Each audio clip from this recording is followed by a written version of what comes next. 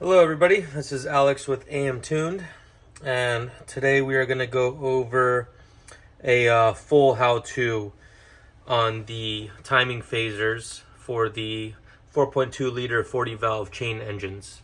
These are found in the B6, B7, S4, also in the 4.2 liter all roads that are timing chain driven.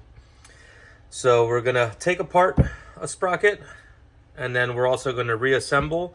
And we have two variants. We have our remachined sprockets, and we have our brand new sprockets, which are made from scratch, which these are pretty awesome. Very hard surface, and then these are stone ground as well to just provide a super smooth surface, so everything works perfectly as it should. So tools you're gonna need are hammer, two stronger picks or smaller screwdrivers so you could actually stick in the sprocket, in the phaser, to turn it around and turn it over. A small pick for the O-rings, a small torque wrench set at 10 to 12 Newton meters. We usually go for right around 11 Newton meters. Some oil or assembly lube. We use a lot of assembly lube here, guys. We're engine builders, so that's what we primarily have. Impact wrench. Impact gun. You can use electronic or pneumatic. Careful, you always want to make sure that the bit is fully set in so you don't strip these guys out. If they're really hard to get out on these screws, an impact driver is probably your best bet. And a air source as well, so you could air check them at the end. So let's get started here. This sprocket's already been apart. I just put it back together really fast, so for demonstration purposes. Let's take this guy apart. So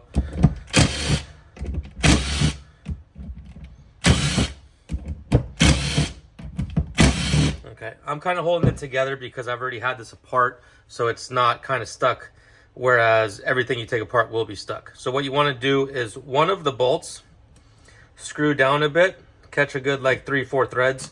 You can remove the other ones, set those aside.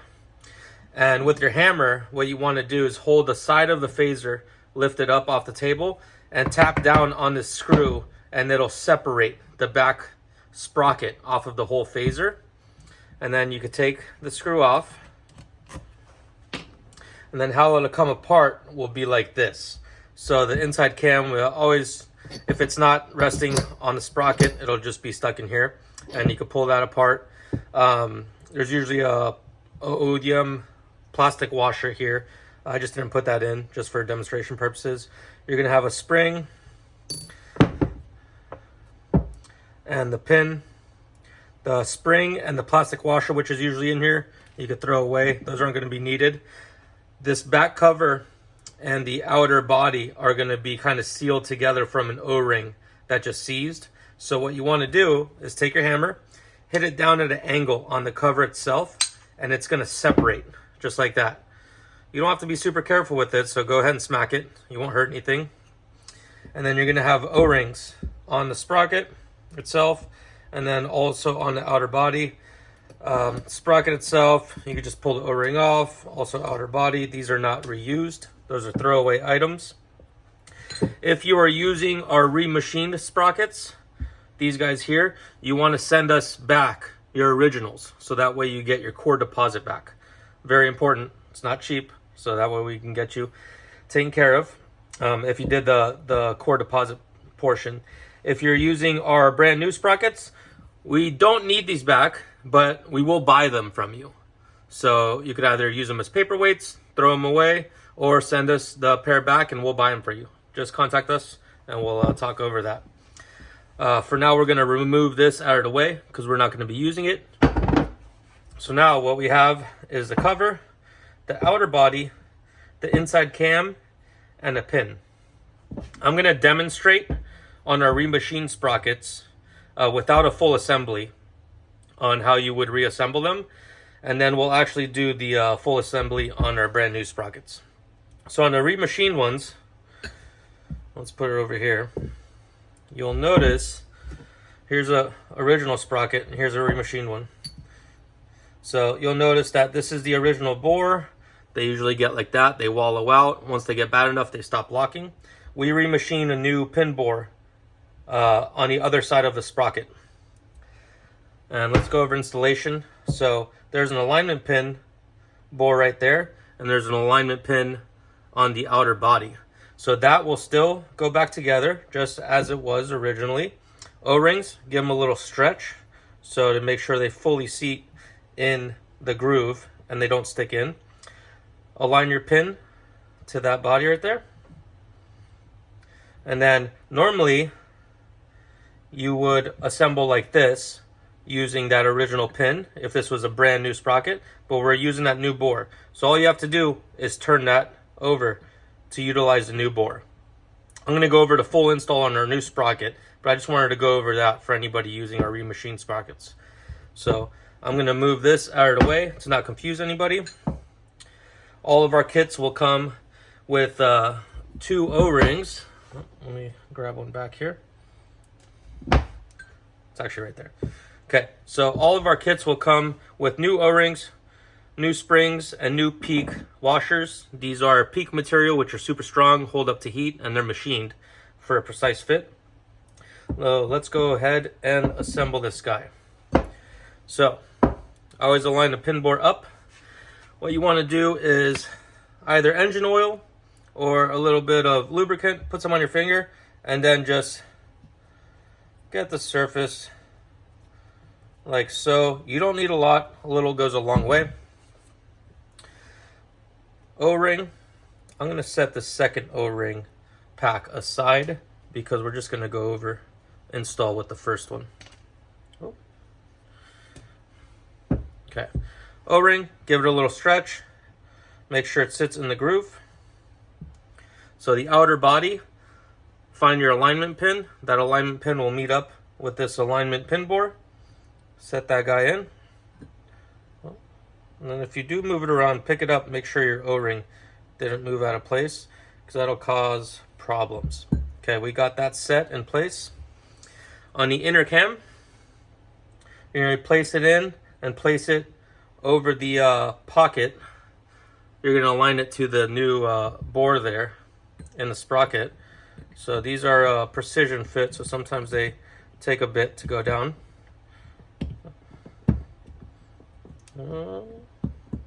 As you can see. Okay, there we go. So this will move back and forth. I always assemble it in the not locked position, so in the open position.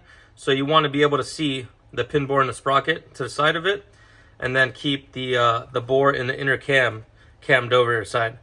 Put in your pin, that'll drop in right there. You're gonna drop in your spring right there, that goes over the pin, and then you'll have left the peak plastic washer and another O-ring. I like to do the O-ring first. Set that guy in just like that, and then the peak washer you put right over the spring, and then you can press it down into the inner cam bore and it'll stay in place. So these are machined to a tight tolerance, that way they don't pop out. If you have to do it over a couple times, the reassembly, because let's say you messed up or something, it might start popping out, so just be aware of that. The back plate, you'll see here that you can see where it was riding on before. And if you have a washer, an OEM washer failure, which they fail all the time, that's why we're doing that at a peak, it could actually damage the cover. So if you do have a damaged cover, make sure there's no burrs sticking up. Put the damaged area away from where you're going to be riding this new washer on.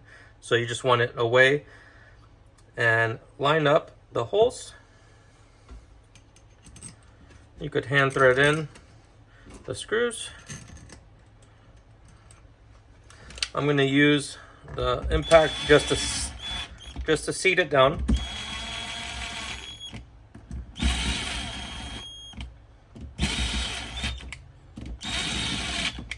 Okay, so now we got it assembled but not torqued. Next thing we want to do, we don't need a hammer anymore, is grab a thick shop rag or some thick paper towels or something, and you want to hold the back of the sprocket. Make sure you use something between your hand and the sprocket. These are sharp, they will cut you if it slips. Torque wrench, do a star pattern to between 10 and 12 Newton meters. So So let's take care of that really quick.